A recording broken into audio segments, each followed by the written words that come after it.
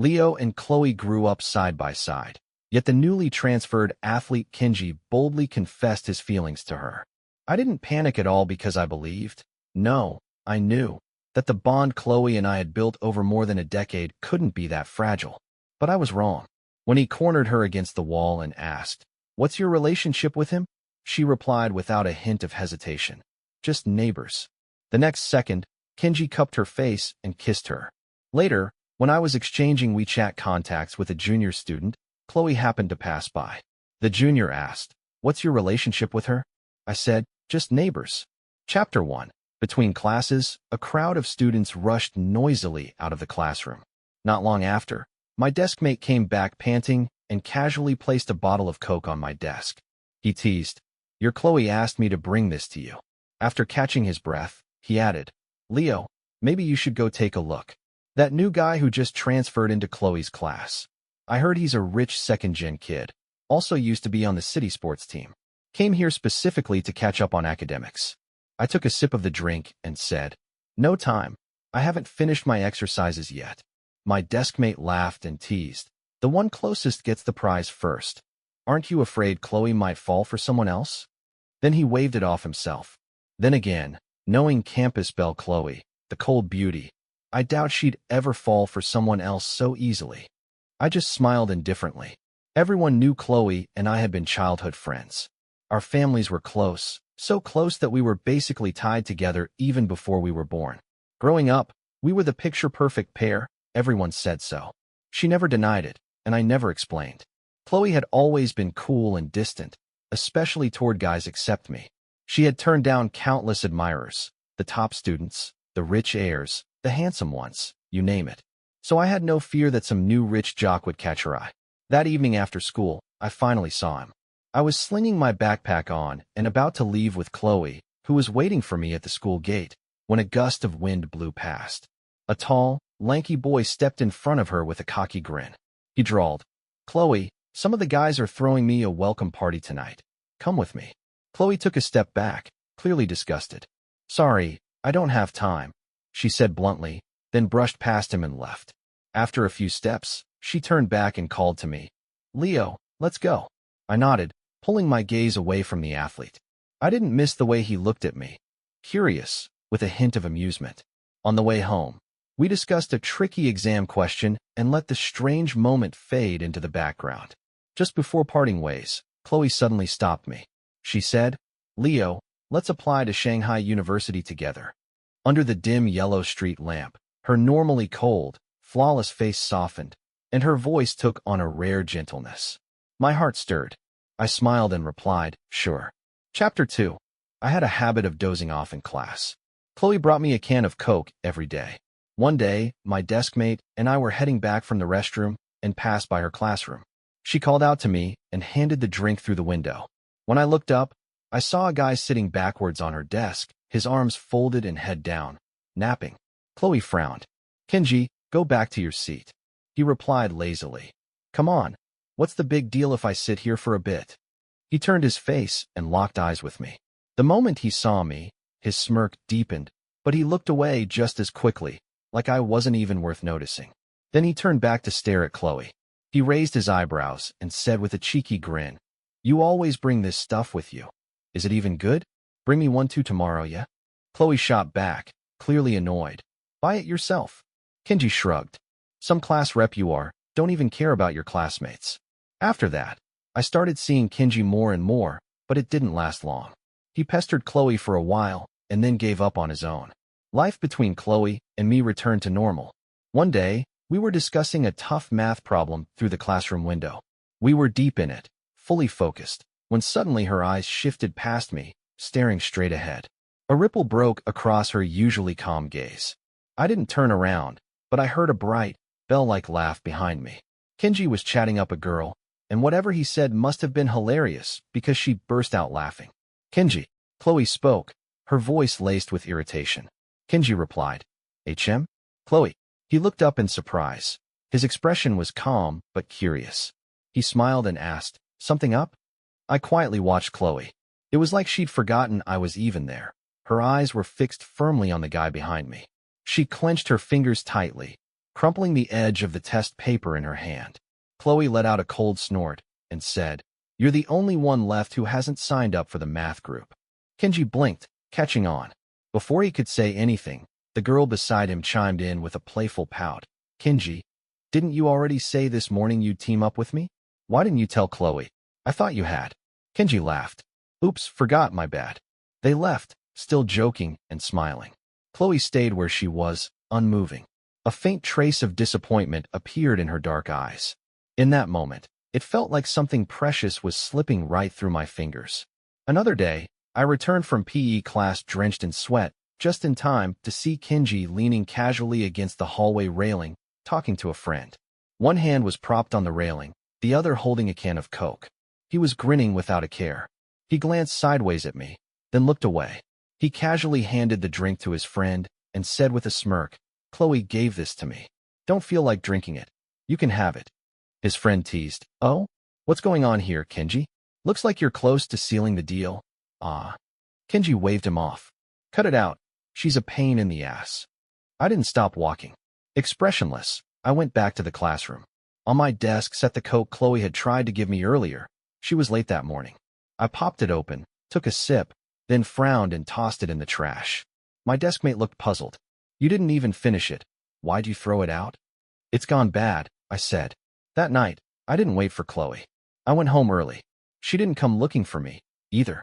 The next day, we ran into each other in the elevator. She only asked me one thing. "Was there too much homework yesterday? Why'd you leave early?" I stared at the descending floor numbers and replied, "Yeah." A few seconds passed in silence. Then I added, "I've been having trouble sleeping lately. Don't bring me drinks anymore."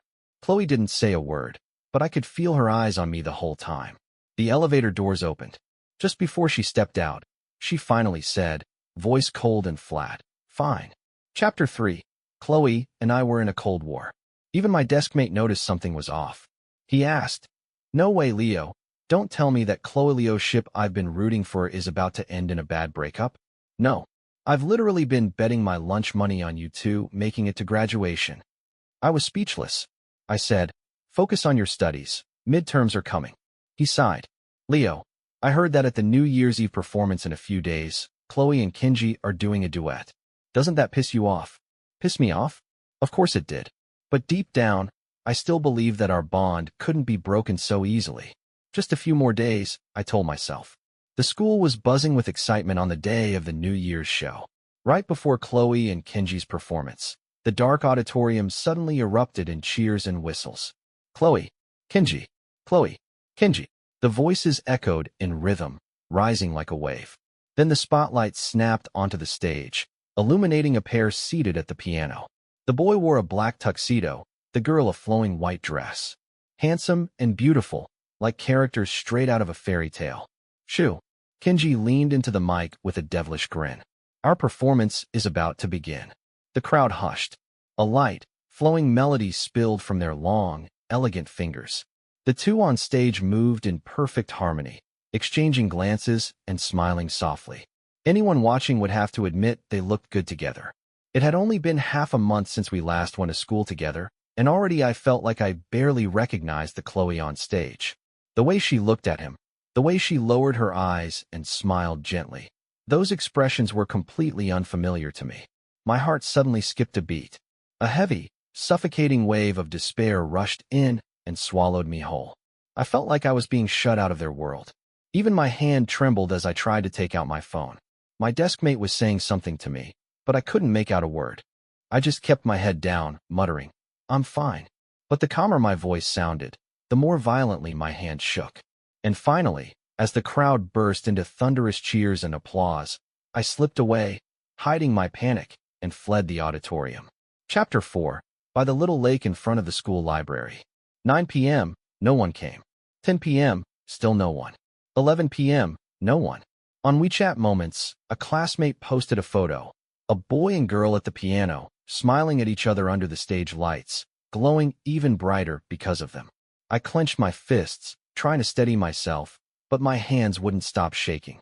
My mind kept looping through those heavy, suffocating memories until I couldn't hold it in anymore and let out a hoarse, anguished cry.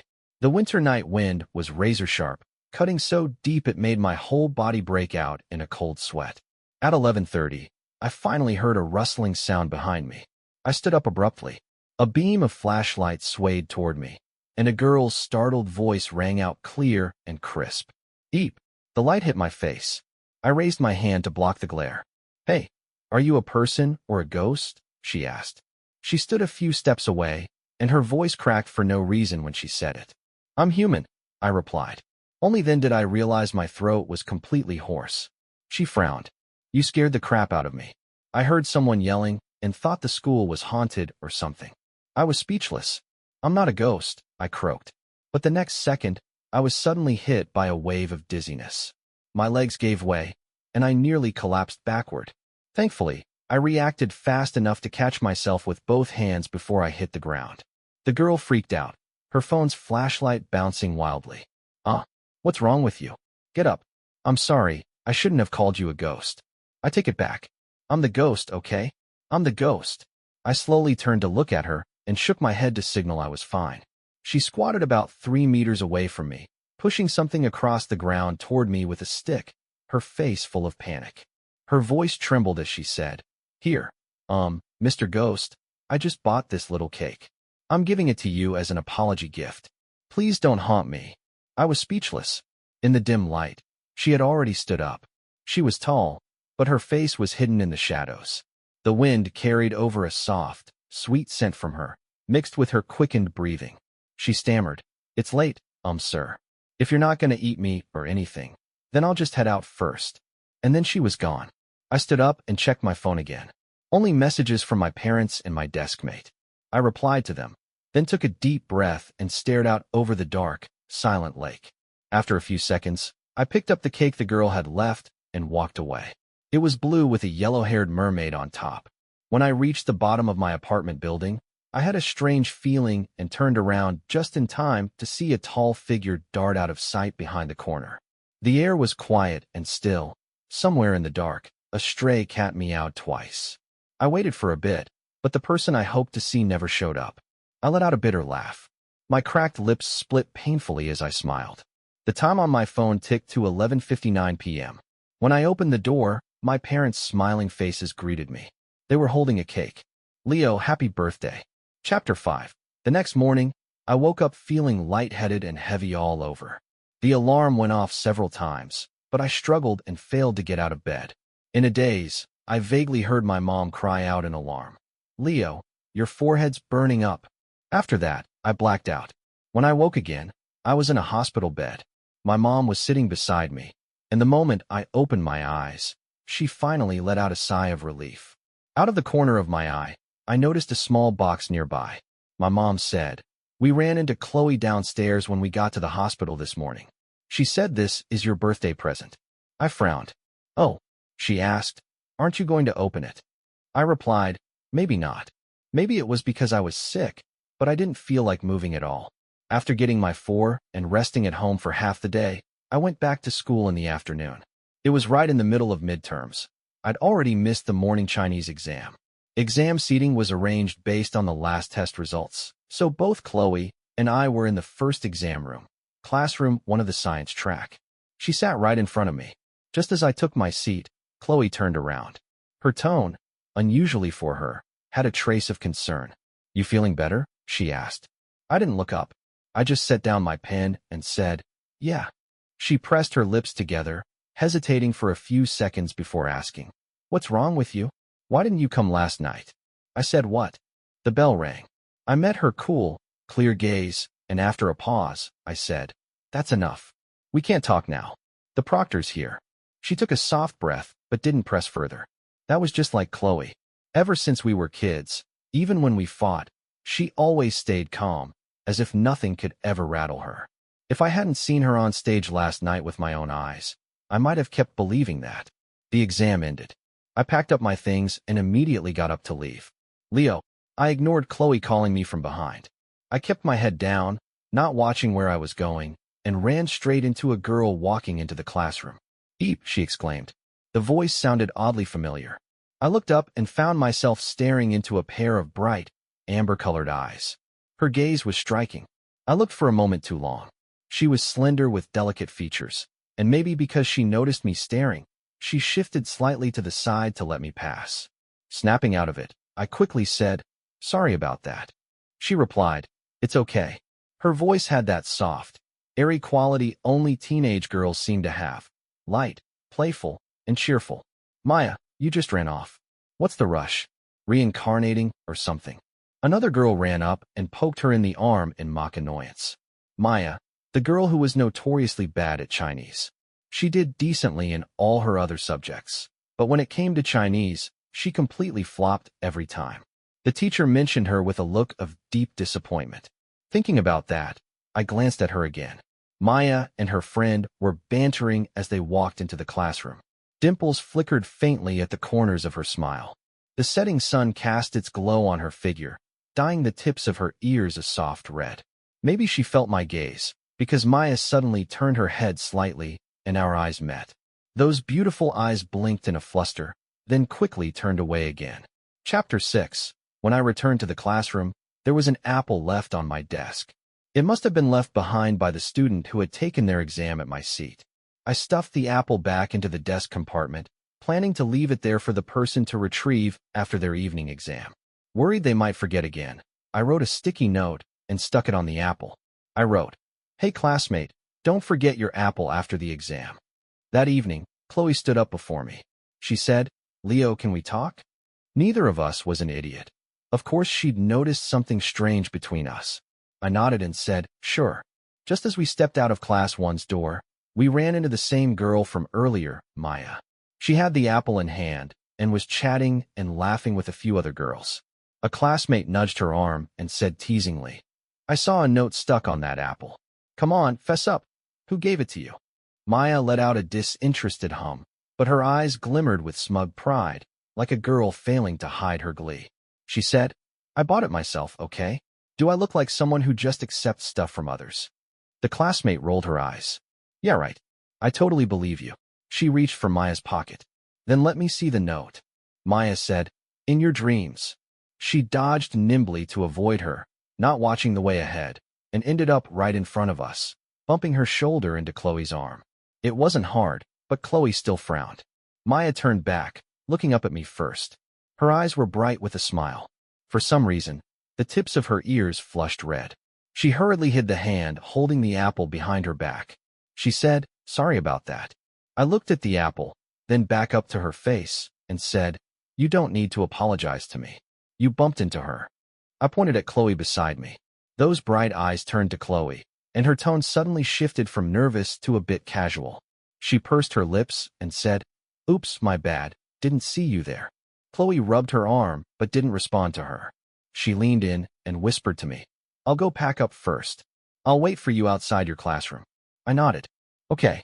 When I snapped back to reality, Maya had already run off after her friends, shouting as she chased them, "That's my apple. You brats. Get back here or else." Out of nowhere, I let out a laugh. Chapter 7. Sure enough, the apple was gone from my desk. All that remained was a piece of scrap paper with just one word on it. "Thanks." The handwriting was graceful and flowing, like a butterfly dancing across the paper, just like the person herself. After packing up my bag, I waited a while but didn't see Chloe come. So I went to her classroom, but the lights were already off and the door was locked. I stood at the dark entrance of Class 2 and called her number. A phone lit up in a desk by the window. I hung up, and the light disappeared. Chloe had stood me up. An empty feeling settled in my chest, as if something had been carved out. Just moments ago, I naively thought we should sit down and have a proper talk. The next day, during the morning exercise break, as a hall monitor, I went to inspect Class 2. I walked straight past Chloe without even a glance. She suddenly called out, "About yesterday." Before she could finish, a boy in the line, Kenji, switched places with someone, completely ignoring me. He forcefully grabbed Chloe's hand and shoved 2 candies into her palm. Tilting his head with a cocky grin, he said, "A gift for you. Imported, as thanks for helping me with homework at my place yesterday." Well then, now I knew why she didn't show. Chloe pursed her lips, but didn't refuse. She turned to look at me, but I looked down, avoiding her gaze, and marked a deduction on Class 2's discipline score sheet. I said, "Switching spots during morning exercise and chatting, 5 points off. Then I turned and walked toward class 1. Behind me, I heard Kenji angrily snap. What the hell? Isn't he your friend? Why'd he deduct our class's points? At the end of class 1's line, when the girl saw me approach, one who'd been chatting instantly stood up straight and started doing the routine perfectly. She even clamped her hand over the mouth of the girl still talking to her and hissed, "Stop talking. Be serious." The other girl was speechless. Her expression shifted from annoyed to looking at her like she was crazy. Then she saw me, and her face changed again, this time to something more teasing. With a fake sweet voice, she joked, "Maya, you're doing the morning exercises so seriously today." Maya's face turned crimson. She bit her lip and muttered, "Keep talking and he'll deduct your points." I chuckled softly. As we brushed shoulders at the end of the routine, I dropped a line behind me. "Relax, no points deducted." Chapter 8. The results of the monthly exam came out quickly. Taken just yesterday, released today. The homeroom teacher asked me to go pick up the Chinese test papers. Before I even entered the office, I heard a teacher scolding angrily. "Maya, what was your essay even about? I used GPS and still couldn't find your thesis. What's the point of doing well in other subjects if Chinese drags you down? What are you going to do when it's time for the college entrance exam? Don't let your eyes drift off. I'm talking to you." I knocked and said, "Excuse me, teacher, I'm here to pick up the papers." The teacher responded, "Oh, come in." I walked straight past Maya to the homeroom teacher's desk at the back. The Chinese teacher from class 1 toned down her voice and said, "Look at that. Leo didn't even take the Chinese exam this time because he was sick. Otherwise, I'd definitely show you what a real essay looks like." Hearing her mention me, I gave a small, polite smile. Then I turned my head and met Maya's eyes. She looked dazed for a moment, then quickly looked away and muttered, "Well, next time then. Next time let me see how awesome his essay really is." The teacher frowned and said, "Get your act together, will you? Seriously, take your paper and go study more essay examples." Maya trailed behind me on our way back to class. Our shadows, one long, one short, overlapped then separated again. At the classroom door, unexpectedly, the girl behind me called out, "Leo." Surprised, I turned around. She was standing with the light behind her, her face hard to make out. Maya stretched out a hand from behind her back and slowly opened her palm. 2 yogurt candies dropped onto the stack of test papers I was holding. She said softly, "As thanks for not deducting our points during morning exercise." I didn't refuse. I said, "All right, I'll gladly accept them." She waved and said, "Gotta go, bye-bye." After Maya walked off, I turned and saw Chloe standing behind me. Her gaze followed Maya briefly before settling on me. She said, "Sorry about last night. Let's talk after school today." Expressionless, I walked into the classroom and replied, "No need." Unless Kenji had physically restrained her last night, she could have easily borrowed his phone to explain the situation to me. But I got nothing. Only 2 reasons. 1, she didn't want to. 2, she couldn't remember my number. Either way, it's not worth holding on to any expectations.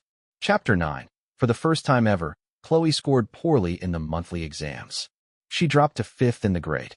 She had never fallen below 3rd place before. It didn't take long for me to find out why. Just as the bell rang, after I left the campus store, I took a shortcut through the grove. Up ahead, I saw Kenji pulling Chloe into a corner against the wall. He stepped closer and closer until she was pressed against it. Kenji asked, "Chloe, do you like that Leo from class 3? Chloe's face flushed red. "No." Her answer came quickly. Kenji chuckled. "But I heard people saying you too." Chloe replied, "Neighbors." She said, "We're just neighbors." Kenji gave a subtle smirk, leaned in, and kissed her lightly on the lips, just a quick peck. Then he said, "Chloe, I like you." Chloe paused for a few seconds, then suddenly hooked her arms around his neck and stood on tiptoe to kiss him back with surprising passion. The clumsy, youthful kiss of 2 teenagers, awkward but full of thrill. I stood there watching for a moment. Thought I'd feel hurt, but strangely, all I could think about was that I was going to be late for class. So I turned and walked away. Hadn't gone far when I heard footsteps behind me. I looked back. Maya was munching on bread, her cheeks puffed out like a little hamster. She jogged up toward me, her long black hair bouncing with each step. As she passed me, she reminded me helpfully, "You're late for class. Aren't you going to run?" Her voice was muffled by the bread. Cheeks round and full as she ran up the stairs, she suddenly stopped and began to cough violently from choking. Her face turned red from coughing. She pointed at the bottle of water in my hand. I said, "I've already drunk from it." She coughed and waved it off. "It's fine." Seeing how bad her coughing was, I handed the bottle over. She finished the remaining half in one go. Then she nodded seriously and declared, "A drop of water shall be repaid with a gushing spring." Her face was still flushed from coughing. I chuckled. Much appreciated. Maya's act of gratitude came fast. That afternoon, after school, we switched seats. I moved to the spot by the window. I had just sat down when knock, knock, came a tap on the window. Maya leaned on the windowsill, dimples flashing in her smile. She held up a bottle of water and a yogurt drink and said, "My lifesaver, I've come to repay your kindness." Chapter 10. It felt almost deliberate. No matter where I went, I kept running into Maya. And just like that, somehow, we started getting closer and closer. I asked her about tough math problems. She asked me how to write better essays. Our deskmate asked me, "Why are you suddenly so tight with her?" I said, "I saved her life." The look they gave me was like I'd lost my mind. No one talked about Chloe and me anymore. Everyone just quietly dropped the subject. It was obvious to everyone that things between her and Kinji weren't normal. I still saw Chloe almost every day, but we hadn't spoken in a long while. Ever since I threw out that bottle of drink, she'd never brought me another. Instead, Kinji strolled past our classroom every day, kicking soda cans in different flashy ways every time. My deskmate would fume and say, "If that show-off keeps this up, I swear I'm gonna report those two for dating early." Seeing me completely unbothered, they'd ask, "You're really not mad?" I replied honestly, "Yeah, I was kind of annoyed at first, but it wasn't Kinji that pissed me off, it was Chloe. But even that disappointment, some of it's on me. She and I weren't even a real couple, were we? I had no right to expect anything or point fingers. Whatever she wants to do, that's her business. I did like Chloe once, but I've moved on. I'm a senior in high school. I've got endless possibilities ahead. I'm still a top student. Why should I act like my life's over because of one girl? Not to brag, but once I've finished my studies, once I've made something of myself, what kind of woman couldn't I get?" My deskmate cautiously asked, "So Leo, how long are you planning to keep studying?" I answered, "Life is infinite, so is learning." Chapter 11. Soon it was time for final exams. In the past few tests, Chloe hadn't been able to catch up to me. Being top of the grade had now become my regular place. On the day the final exam results came out, I went to the homeroom teacher's office to collect my report card. I overheard the Class 2 homeroom teacher saying, Chloe must have not been feeling well during these exams. Once she gets her condition sorted out, she'll reclaim first place for sure. Girls, you know, are more affected by certain physiological issues. Can't be helped. What can I say? God wasn't exactly fair to women when creating the world. This world really is one big man-loving world." My own homeroom teacher smiled, but didn't reply. When she saw me come in, the Class 2 teacher quickly switched topics. My homeroom teacher asked what plans I had for winter break. I was going to say I had none, but then changed my mind. I said, "I talked with a few classmates, planning to form a study group to focus on our weak spots. We even found a top student to help tutor us." The Class 2 homeroom teacher cut in. "Nice. No wonder Chloe told me she'd be tutoring struggling students during the break. So she's helping your group?" I blinked and said, "No, the top student I meant is Maya from Class 1. My teacher tried to hold back a laugh. "Maya agreed to that." I replied, "Yes, in exchange I'm helping her with essay writing." Just as I finished, the Class 1 homeroom teacher barged in energetically. "You guys talking about our Maya? What are you saying about her?" Maya followed right behind him. My teacher smiled and filled them in on the peer tutoring plan. The Class 1 teacher gave a sudden laugh. "So you're the genius Maya said was helping her with writing?" I thought her improved essay scores were because I yelled her into shape. He gave me a hearty pat on the shoulder. "Leo, make sure to give that rascal a hard time over the break." My homeroom teacher turned to Maya and said, "Maya, show our students a bit of that brilliant brain of yours too." Then the Class 2 teacher chimed in. "I still say girls are the best. Just look at Maya and Chloe, smart, attentive, and kind enough to help others. Born with the ability to love, unlike some boys." Maya peeked out from behind her teacher, interrupting with a grin. Teacher, are you praising me? Thanks, thanks. But I honestly don't think I'm smarter than Leo from class 3. He's the only one in the entire school who scored full marks in physics. I came here just to take a look at his exam paper. Her dimples appeared as she smiled. Even though she was smiling, her tone had a strange passive-aggressive edge to it. The class 2 teacher was left speechless. Just then, a class rep from her class walked in, so she mumbled something and turned away. Maya flashed me a secret peace sign behind her back. Chapter 12, Winter Break. I had just stepped out, planning to head to the library, when I ran into a group at the building entrance. Kinji and a few friends were ringing the doorbell across from me. Within seconds, Chloe opened the door. I glanced at her then looked away. Kinji's cheerful voice rang out. You told me you and Leo were neighbors, but I didn't realize you lived this close. Chloe gave a quiet and let them in. After they changed their shoes, Chloe's voice came from behind me. She said, Leo, you're avoiding me. A firm statement, no hesitation, no doubt. I almost laughed. You're overthinking it. She asked, then why did you stop coming over for dinner when my mom invited you? I said, too much homework, no time. Leo, Kinji, already inside, poked his head out and said, Chloe, everyone's waiting for you. What's taking so long? He gave me a knowing look. Chloe said, Leo, I hope we can still be friends. She shut the door before I could respond. I let out a sharp breath and chuckled in disbelief. Standing outside, I texted her, I don't stay friends with people who don't know basic respect. Then I deleted her contact, WeChat and number, both gone. Predictably, she didn't reply. If she hadn't said that line today, we could have just quietly stayed buried in each other's contacts untouched. But she said we were friends, a label that felt deeply ironic because between us there had never been such a thing as just friends or just neighbors. When others teased or joked about us, neither of us ever denied it. I used to like Chloe, and I thought she liked me too, but now I see I was wrong. She only ever saw me as a convenient shield to turn others down, and I accepted her cold distance without complaint. For the past decade or so, my life revolved around two things, textbooks and Chloe. I didn't really have close friends. People's first impression of me was always that simp for Chloe. But now I'm ranked number 1 in all of Acity. Without Chloe in my life, my future suddenly looks bright and wide open. Now that I've stopped caring about her, I have so much more time to focus on myself, to notice the good things around me. Knock knock. At the library, across the table, Maya waved her phone at me, signaling me to look. On it, Leo, it's snowing outside. Outside the window, the light was dim, snowflakes fluttered down gently. And yet, I saw a bright light. The girl across from me had soft dimples in her cheeks. She sent another message. It's the first snow of the season. Make a wish. I looked up and met her sparkling eyes. I replied, then here's to both of us. May we have bright and magnificent futures. Chapter 13, Chloe and I quietly drifted apart.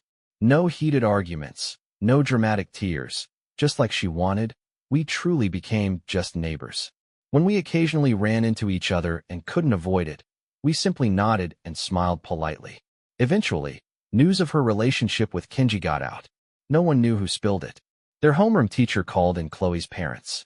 When I ran into them, her parents cautiously asked, Leo, we haven't seen you come by in a while. Did you two have a fight? They joked for years that I was basically their future son-in-law, and Chloe had always kept her distance from other boys except me. Hearing that she'd started dating someone else must have been a shock, but I could tell they weren't angry with her. In fact, after I shook my head and said we hadn't fought, there was a subtle, almost hidden relief in their eyes.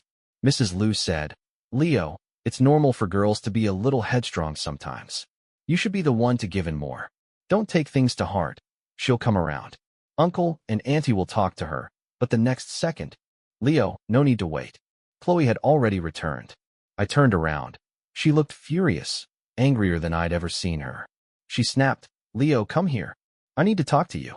She grabbed my sleeve and dragged me toward the elevator. Behind us, her parents smiled and called after us. Have a good talk, you two. Kids, don't hold grudges overnight. There were people around the whole way. Only when we reached the secluded park corner did she stop. I stepped on the edge of her shadow, wondering what she was about to say. She said coldly, Leo, are you the one who ratted us out? I blinked. Ah, so that's what this is about. Expressionless, I said, no. She frowned, didn't believe me. I shrugged and sat down on a bench nearby. She said, I saw you that day with him in the school grove. I gave a slight laugh. So she had seen me. That neighbor comment. She'd said it on purpose, loud enough for me to hear. A silent way to push me away. I checked my phone for the time, chuckled and said, Chloe, you don't seriously think I still like you, do you? I admit I used to, but not anymore. Who you date now has nothing to do with me. If I had the time and energy to meddle in your drama, I'd rather spend it doing a few extra math problems. I looked up. She stared down at me from above. In the past, whenever she looked at me like that, I'd carefully study her. Was it dislike? Was it affection? But now I just found it ridiculous, even a little annoying. A message popped up on my screen. It was Maya. Leo, don't tell me you're still studying. You promised we'd all watch fireworks together for New Year's Eve. Don't bail on us. I typed quickly. Anyone who bails is a loser. Maya sent a voice. I'm almost downstairs at your building. 10 minutes, be ready. I could hear cars, people, the soft wind, and her breathless voice. I could imagine her hurrying over just to see me. I smiled. I said, Chloe. She stepped closer. Her shadow blocked the street light. The anger in her eyes had faded, replaced by something I couldn't quite read. Hesitation, maybe? I stood up, brushing off my pants. Believe it or not, I didn't do it. If I didn't, I didn't. I nodded toward the exit. I've got somewhere to be. Took 2 steps. Leo. This time her voice was soft, so soft it was swallowed by the wind. I didn't stop walking. She said, Happy New Year's Eve. I waved a hand and kept striding toward the gate. Chapter 14. We rode together in a noisy, cheerful pack on our littlest scooters. Everyone in the group was someone who'd been studying together during the winter break. My deskmate was there too. He laughed and said, Whoa, you two planned this? Matching outfits tonight. Then he grinned. Come on, Maya, sit behind Leo. I glanced at Maya. We were both wearing yellow puffer jackets. Same color, different styles. She walked over, reached out her hand for a helmet, completely unbothered by his teasing. I handed it to her cooperatively. Maya said, Well, since David insists, Leo, I guess we should just grant his little shipping fantasy. But just as I handed her the helmet, she turned and hopped on her best friend's scooter instead. She raised an eyebrow and said, I wouldn't dare ride with you. You drive like a maniac. If a traffic cop shows up, I wouldn't even have time to jump off. Under the warm yellow street light, the wind caught in Maya's bright eyes, quiet and filled with something soft and lingering. Somewhere along the line, Maya had stopped being the kind of girl who blushed easily. I suspected she'd secretly gone through some training. Every movement she made stirred up springtime energy, restless and vibrant. I looked away and raised a hand. Let's go. There were tons of people by the lake, all gathered to watch the fireworks. We wandered for a while before finally finding a spot that was relatively empty. Just in time, too. As we settled into place, a countdown rang out from the crowd up front. 4. We all joined in, shouting together. 3, 2, 1. Across the lake, fireworks suddenly shot up into the sky, ripping through the darkness like fire-tipped comets. Next to my ear, a soft, sweet breath brushed past. Maya said, Happy New Year, Leo. May all your wishes come true. She stood beside me, looking up, smiling. Her eyes sparkled with reflected fireworks. And from that moment, a symphony of fireworks exploded in the sky, loud and brilliant. My friends shouted their New Year wishes into the night. Here I come, adult world. David's on his way. Let's crush the college entrance exam. Hope we all get into our dream schools. I shouted, Shanghai University, wait for me. Boom, boom, boom. The fireworks kept going. Thump, thump, thump. My heart beat faster. Even in the freezing wind, the fire in a young heart still burned bright. I turned my head. Maya was still looking at me. Maya, I said, Happy New Year. Wishing you all the best. I heard myself say it clearly. Chapter 15. All that tutoring over winter break had paid off. When the new term's entrance exam results came out, I once again took first place, undeniably. Everyone who studied together made progress, especially Maya. Her total score pushed her into the top 10 in the grade. As Class 1's homeroom teacher passed by her classroom, she suddenly stepped back a few paces and said, Leo, I knew it. Your teaching style really works on Maya. My deskmate chuckled. It's not the method that works, it's the person. I was speechless. After the teacher left, my deskmate narrowed his eyes and asked, "Come on, confess. What did you two whisper to each other on New Year's Eve? Did you confess to Maya?" He mouthed the word confess silently, like it was classified intel. I replied, "Nope, you're overthinking it." He grinned. For real? He studied my face for signs of guilt. Maybe he didn't see any, so he gave up pushing further. I liked Maya. Maya liked me. I wasn't stupid. I could tell. I couldn't control other people's emotions, but I could suppress my own fleeting feelings. Right now, the top priority was the college entrance exam. I had no energy to think about anything else. At lunchtime, we passed the honor roll on the way to the cafeteria. David glanced at it and said, "Hey look, Chloe's climbed back up. She's second place now. Her name's right under yours." As soon as he said it, the person ahead of us stopped. Chloe turned around. David shut up immediately. She looked thinner than before. Even in a puffer jacket, she looked like she could be blown away by the wind at any second. I said, "Congrats." Chloe looked at me quietly. "Thanks," she replied. It was early spring, still cold. A gust of wind swept between us. We were like two ships that had parted ways, sailing toward different harbors. Suddenly, someone ran up behind me and gave me a light smack on the head. In that moment, the wind paused. "Leo, you're still not going to lunch? Your precious chicken wings are about to be gone." Maya ran past with a few girls, laughing as she glanced back over her shoulder, her eyes full of life. Hearing that, I quickly grabbed David and took off after them. It was only after we'd run some distance that I realized I hadn't said goodbye to Chloe. I looked back quickly. Her thin figure moved through the crowd, slightly out of place, a little alone. But in the next second, Kinji ran up beside her and walked forward at her side. Chapter 16. Spring faded into summer. After months of intense, relentless exam prep, the college entrance exam finally arrived right on schedule. It was a hot, overcast day when the final test ended. The sky, cloudy and stifling for days, finally opened up and poured rain. Many students rushed out into the downpour, screaming, laughing, letting out 3 years of pent-up pressure in one wild release. I stood beneath the eaves, raising my hand to let the rain slide through my fingers. Someone tapped my arm and asked, "What are your plans for the summer?" Maya leaned lazily against the wall, her smile soft and easy. Just as I was about to answer, Chloe walked up behind her. Maya noticed too. She turned slightly to glance at her, then looked back at me, still smiling as if nothing had changed. I said, "Getting my driver's license." "You." Maya tilted her head and lightly tapped her cheek with a fingertip. She said, "Forced by my family to go overseas and be their errand girl." I laughed. "You make it sound tragic. Want me to take that glamorous job for you?" She replied, "Sure, be my guest." Chloe, who had just walked past us, suddenly turned back and stepped between us, her voice surprisingly gentle for once. "Leo, when are you leaving?" I looked at her, confused. "What?" Maya lifted her chin slightly, peeking out from behind Chloe with a little pout, but her eyes were smiling. She said in a playfully pitiful voice, "Leo, I didn't bring an umbrella. Can you walk me home?" Chloe spoke at the same time. "My mom said we're having dinner tonight with your aunt and uncle. Come home with me, okay?" Ah, so that explains Chloe's sudden kindness, a direct order from Mrs. Liu. I replied, "No need to go back together. Please tell Annie I'll be there tonight." Then I stepped around her and met Maya's gaze.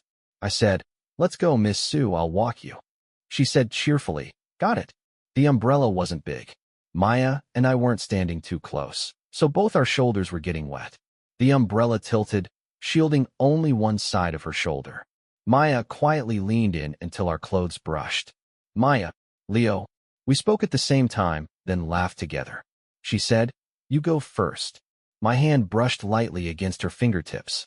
I said, "Maya, enjoy your summer and don't forget sunscreen." She stared for a second, then broke into a smile. Her dimples rippled like sunlight on water. Suddenly, I realized she was really, really beautiful. She said, "You too. Learn to drive properly. When you're licensed, take me on a joyride." I laughed. "I can't even afford a car." She waved that off. "Whatever, just borrow my dad's car. I'll allow it." Up ahead, someone shouted her name. I tilted the umbrella up and misty rain rushed toward us. I raised my hand, shielding her from the drizzle. Maya said, "Wow, speak of the devil, there he is. Come on, let's go. You can get a preview of my dad's car." I pointed toward another direction where my parents were standing waiting. "Next time, my mom and dad are here too." I handed the umbrella to her. Our fingers brushed, cold to the touch, yet somehow it sparked a quiet fire. Before she could say anything, I turned and dashed into the rain. Wind and rain slammed into me from the right. I looked back.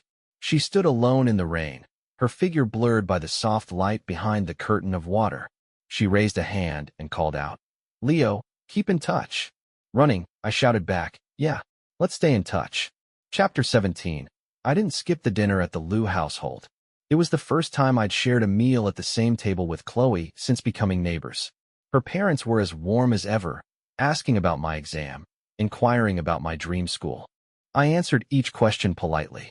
On my way back from the bathroom, I passed by Chloe's bedroom. She had her back to the door, talking quietly on the phone. She shook her head and said, "Not today. Let's meet tomorrow. We have guests at home." Then she added, "Yeah, he's here too." I don't know what the other person said, but Chloe sighed lightly, very lightly, but I knew that sound. It meant she was starting to get impatient. I didn't stop walking. I returned to the living room. This summer break had been exhausting, worse than a dog's life. Driving lessons during the day, swimming, and Muay Thai at night. My parents thought it was dangerous to study in another city, so they insisted I pick up a few self-defense skills just in case. Meanwhile, David and the others were showing off in the group chat all day, either traveling or posting mouth-watering food pics. When the exam scores finally came out, my parents were more nervous than I was.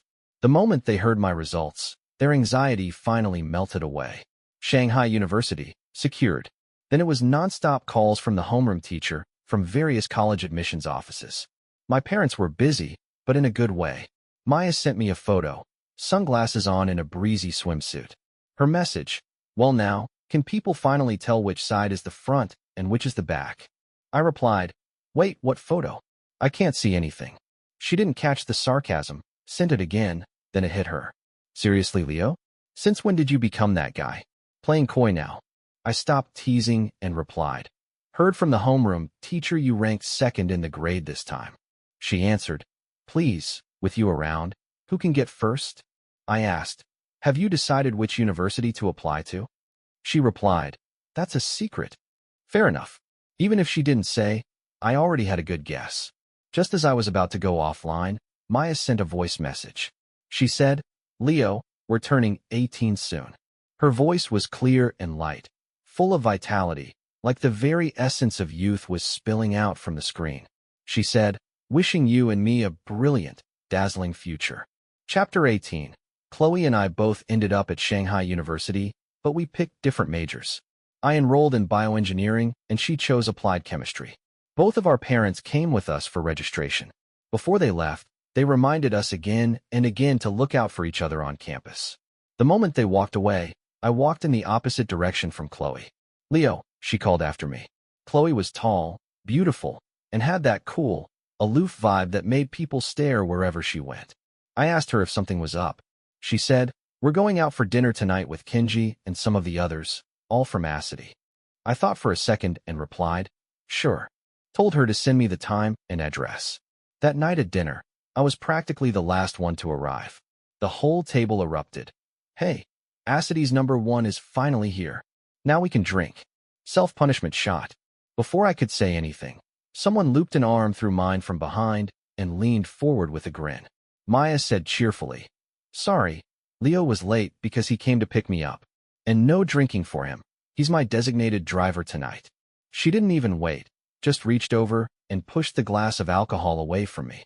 Once we sat down, she tugged lightly at my sleeve and whispered, "Quick, pour me some coconut juice. I'm dying of thirst." I smiled. Maya had also gotten into Shanghai University. I already knew. It had slipped out from one of her besties. She declined to the university's medical school. Across the table sat Chloe and Kenji. Someone started teasing the two of them. Kenji wrapped an arm around Chloe and laughed. "Ha ha ha. Honestly, I wasn't planning to apply here, but since Chloe picked Shanghai University, I figured, why not?" Chloe didn't look at him. Her eyes stayed on me. I didn't get what that meant, so I just turned away and started chatting with classmates.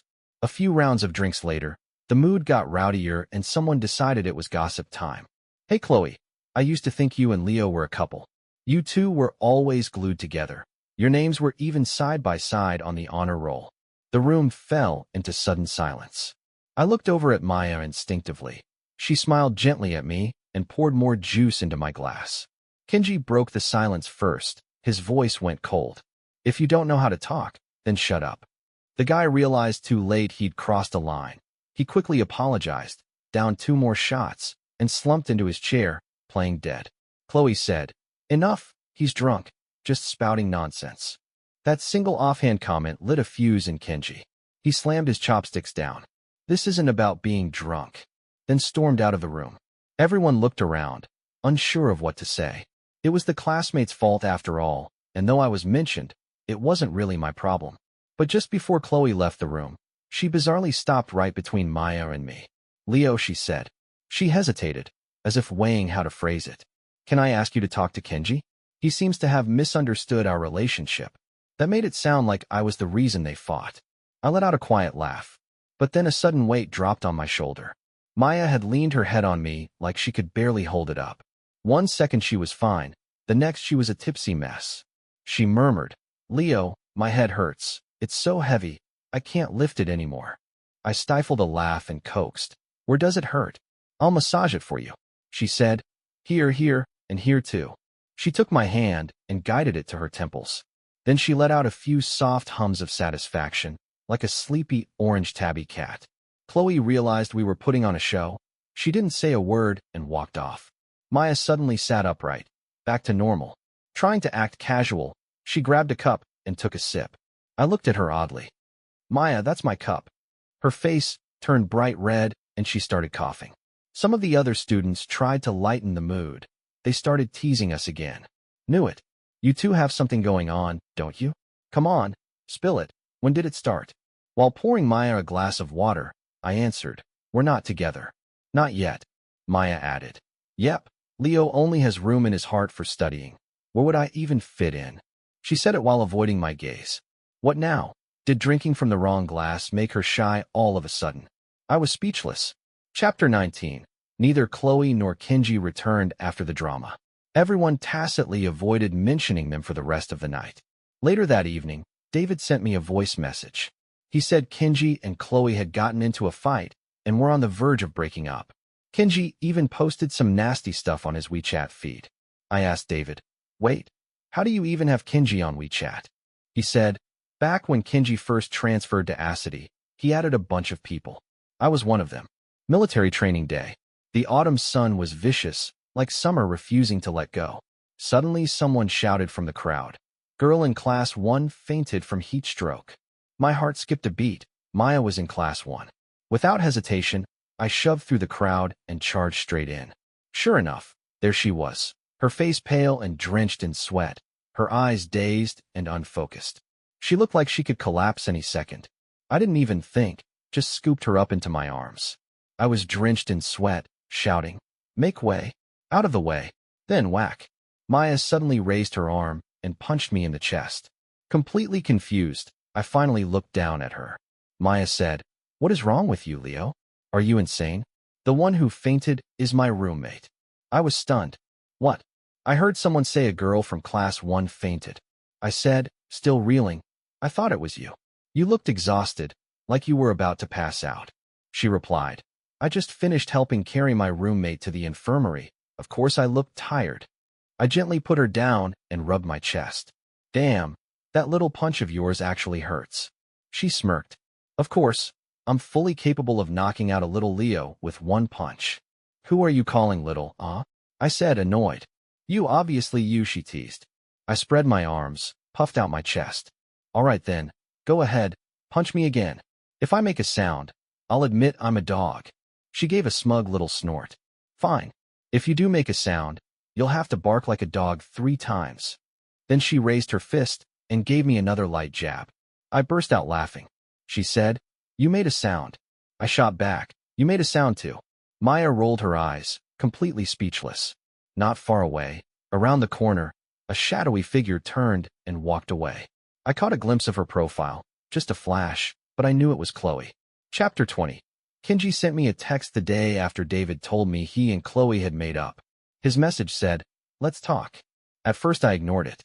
Thought he'd sent it to the wrong person. Then he tried adding me on WeChat. His request read, "This is Kenji." Honestly, I had nothing to talk to him about. I had no interest in getting dragged back into their drama. But to avoid future nonsense, I accepted his request and replied, "I was never with Chloe, and I never will be. Whatever happens between you two, leave me out of it." He was typing for a long time. In the end, he only replied with one word, "Okay." See, that's simple. No need to fight. No need for theatrics. University life was good. For the first time in years, I had time for things outside of studying. I explored this unfamiliar city with my roommates, soaking up all kinds of new things. The first time I went to a team dinner with my, "Would you like me to continue with the next part?" classmates. I had a few drinks and headed to the bathroom in the middle of it. On my way out, a girl called my name. It took me a second to recognize her, one of the girls from our dinner table. Hands clasped together, she asked shyly, "Leo, can I add you on WeChat?" For a split second, she reminded me a little of Chloe, and just as I blinked, Chloe really did appear behind her. "Leo, what are you doing here?" I paused, pointed at the bathroom sign. "What do you think?" She rolled her eyes. "Right." She glanced at the girl beside me. No need for words. Her meaning was clear. I couldn't be bothered. I added the classmate on WeChat and walked back with her. She must have picked up on something. "Was that girl your ex or something?" I said, "Just an old classmate." Back in the private room, I checked my phone. Maya had sent me a photo from the cafeteria, a tray of plain food. Lunchtime, time to feast. Everyone else is out eating fancy meals while I'm stuck at home, crying into my steamed buns. But hey, steamed buns with chili still count as gourmet, right? The buzz from the drink started to hit. I slouched into my chair, typing slowly. "Miss Sue, do you have time tonight?" She replied, "Your Majesty, what is your command?" I answered, "To receive your arrival as you command." Dinner ended, and everyone headed out. The moment I stepped outside, I saw Chloe again. She bit her lip and asked, "Leo, did you forget what my parents told you?" The sudden question caught me off guard. I didn't respond, but she didn't let up. She grabbed my sleeve and said sharply, "You promised Uncle and Auntie you'd take care of me, and now here you are getting all cozy with some other girl." Cozy with who? I was speechless. I mean, seriously, what does it matter to you who I'm with? I paused, then added, "Also, are you nuts? That whole take care of each other thing was just polite small talk. You really took it seriously? What's going on?" A warm hand slipped around my arm. Maya looked up at me, eyes gleaming. "Have you been waiting long?" I shook my head. Then she turned to Chloe. "Oh, it's you," she said, as if recognizing a pest. "Saw you from a distance earlier. For a second, I thought some crazy woman was trying to start a fight in the street." Chloe's face went pale. She said nothing, but her stare dropped like a stone on Maya's hand clutching my arm. I said, "All good now, we'll be going." Then, as we walked away, Maya didn't bother to lower her voice. Who even was that? Seriously, the way she was glaring, anyone passing by would have thought she caught us cheating. I replied, "Just a neighbor." She scoffed. "Neighbor? She's more possessive than me." I raised a hand and flagged down a cab. Chapter 21. Actually, ever since Kenji added me last time, this wasn't the first time Chloe tried to meddle in my business. From Kenji's WeChat moments, I could tell they had been breaking up and getting back together again and again over just a few weeks. She even texted me once in the middle of the night, as if she had forgotten what she once said to me. She casually asked if I had time to talk. I didn't reply, but she didn't seem angry either. Maybe Kenji sent something. He came to school to find me once. That day, I had just finished dinner with my roommates and was heading back to the dorm when I saw him sitting on a tree stump smoking. I spotted him right away. He saw me too. Standing up, he said, "Leo, finally. Let's talk about Chloe." Everyone nearby stared at me with curious, probing eyes. He looked like someone who had just been cheated on, full of grief and rage, as if it was only natural for him to come and demand justice from me. I hate being misunderstood. Right in front of him, I pulled Chloe out of my blocked contacts and called her, asking her to come over. "Let's settle this face to face." As soon as they saw each other, they started arguing hysterically. Listening to them dig up old grievances, I realized I had been the trigger all along. Somehow the scene reminded me of something I once stumbled upon in a small grove in Acity. The sweetness I had once felt was now in stark contrast to this messy drama playing out before me. I finally couldn't take the baseless accusations anymore, so I interrupted Kinji and asked, "Kinji, at the New Year's party during senior year, you were the one who deleted the text I sent her, weren't you?" Kinji's eyes flickered with panic. Chloe looked at me, confused. I continued, "And about the drink that day, you swapped out the one Chloe gave me, didn't you? You know exactly which day I'm talking about." Chloe asked belatedly, "What text?" Kinji tried to deny everything, but he looked pale. He pointed at me. "And what the hell gives you the right to accuse me? You got any proof?" "No, you don't." I replied, "You're right, I don't." I gave a small laugh, then sighed helplessly.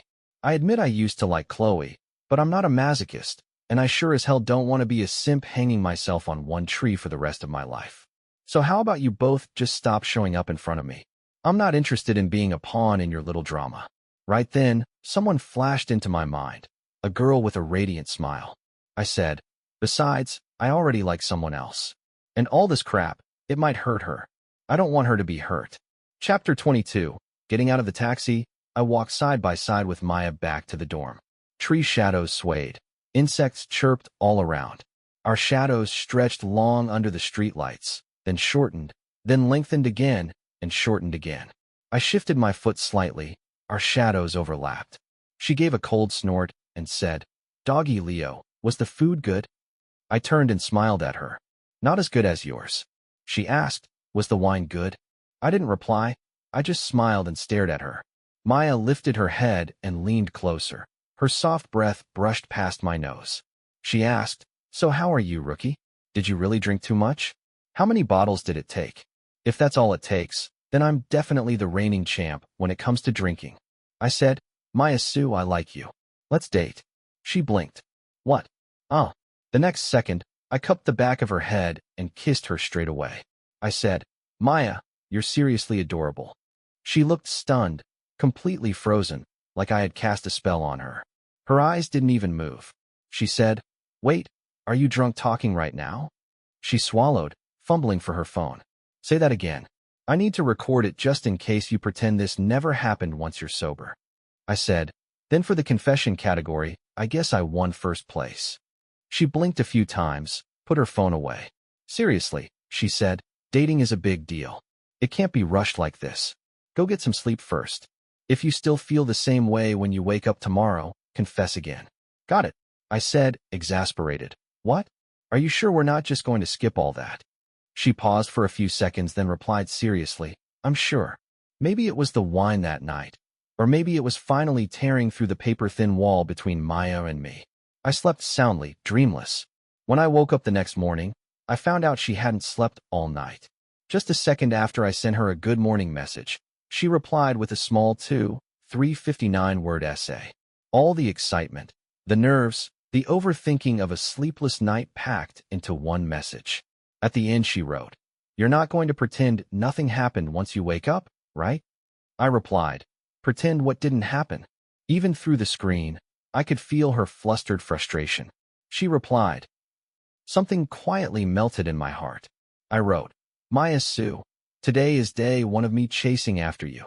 Maya replied, "I'm downstairs eagerly awaiting doggy Leo's honorable presence." Maya Sue Side Story Chapter 1. When Leo said, "Let's date," Maya felt like she was going to lose her mind. She stared at him again and again. Her heart was pounding like it was about to explode out of her chest. But she still tried to keep it cool as she pulled out her phone. But damn, her hands were useless, shaking so hard, she couldn't even find the record button. Instead, she accidentally opened their chat window. She had no idea what she said after that. Her mind was basically a fireworks show exploding nonstop. She was in a daze until Leo leaned in and kissed her. In that moment, her ears went deaf. The whole world just paused. The scent of him, tinged with alcohol, wrapped around her completely. Bold, inescapable. Leo kissed her. He kissed her. Leo kissed her.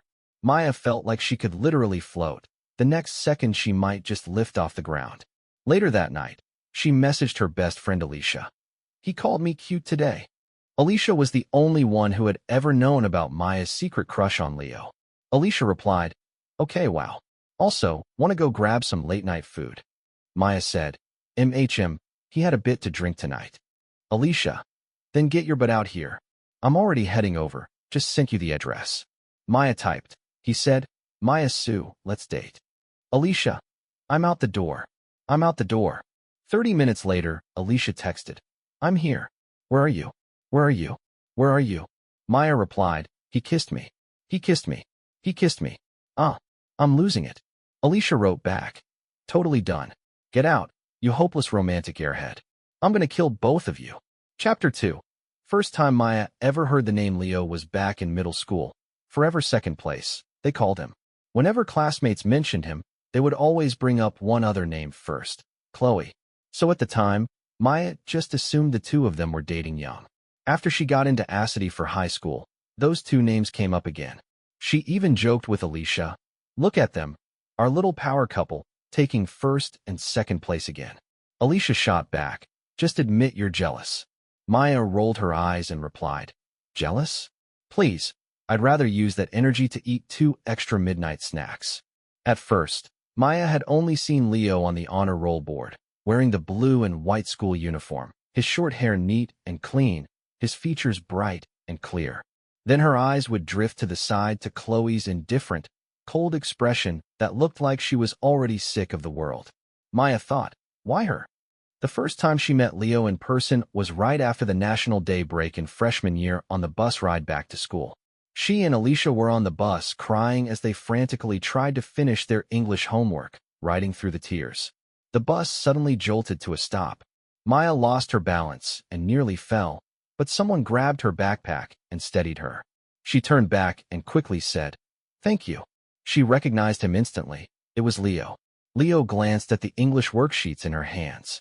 Somehow Maya reflexively tucked them behind her back and blushed, quickly getting up to offer him her seat. She said, "You can sit here." Leo didn't refuse.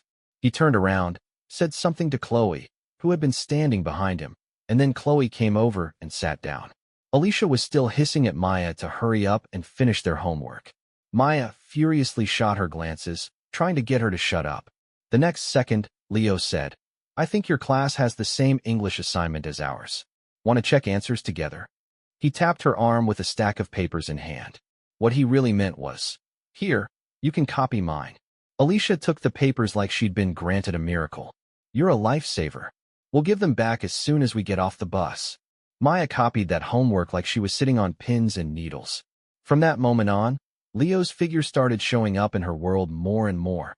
Him on the honor roll, him giving speeches under the flag as an outstanding student, him eating in the cafeteria, him playing sports during PE. More and more, her eyes felt like they had GPS, and the destination was always Leo. Every time she walked past him, her pounding heartbeat made one thing clear: she had fallen for Leo. As for when it happened exactly, Maya wasn't even sure herself. Maybe it was the first time she saw him on the honor roll, maybe it was on that bus ride, or maybe it was all the pretend coincidences that came afterward. Her crush was cautious, hidden, delicate, and he didn't remember her. In sophomore year, they were both chosen to give a speech as student representatives in the broadcasting room. Maya kept smoothing the creases at the corner of her speech script again and again. Leo gave a small smile and said, "Can you hand me that water bottle? I'm a bit nervous, need a sip." She met his calm yet slightly apologetic eyes, and she understood. Leo was comforting her.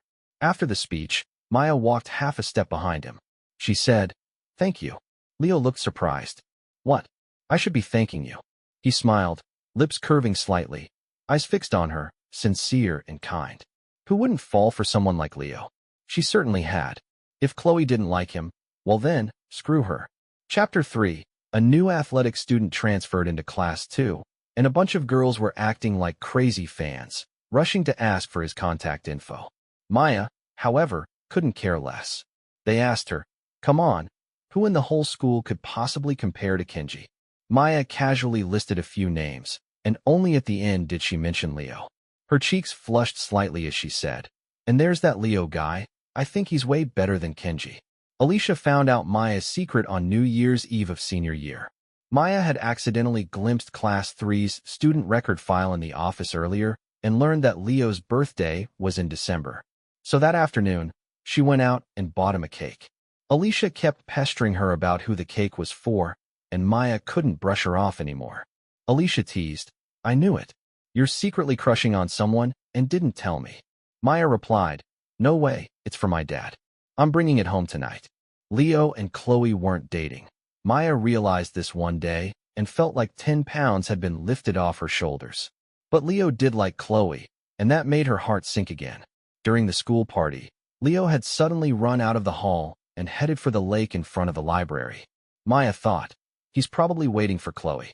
After all, today was his birthday. She quietly followed him at a distance, crouching nearby with the cake in her hands. He trembled uncontrollably, finally shouting into the night, voice cracking, raw and broken. A long time passed, so long that Maya's legs went numb from squatting. At some point, she just thought screw it, stood up, and walked over with the cake. She gave it to him as a stranger. Maya was honestly worried he might spiral into something worse, so she silently followed him all the way home. When he turned around, she darted into a corner of the stairwell only to bump straight into Alicia, who had secretly trailed her the whole way. Alicia nearly shouted, but Maya clamped a hand over her mouth and blurted out a dry, awkward cat meow. Alicia looked at her with that "I know everything" smirk and insisted on finding out who he was. She officially found out a few days later that the boy Maya secretly liked was Leo. It was obvious. Maya was unusually giddy after that exam, especially after she came back from the test hall. She even brought back an apple. Alicia, sharp-eyed as ever, spotted a folded note stuck to it. She asked Maya, "Was that from him?" Maya shook her head quickly. No. Maya was so stingy with that note, hid it like a national treasure. Then they ran into Leo. Maya's ears instantly turned bright red. Alicia finally connected the dots. She snatched the apple from Maya's hands and said, well, you little brat, eating this like nothing happened." Maya's precious little secret now had one noisy witness. But even so, with a heart full of affection, she cautiously drew closer to him. Every step she took was filled with sweetness. That night when Leo kissed her, her mind spun in chaos. One image suddenly flashed across it. On the bus, the boy sitting by the window with his head down, listening to music, his profile peaceful. Then suddenly, he turned around and met her eyes. The October sunlight poured in from the window, bathed in gold. He smiled, and in that instant, Maya clearly heard the sound of her own heartbeat. One beat at a time, vivid, strong, real.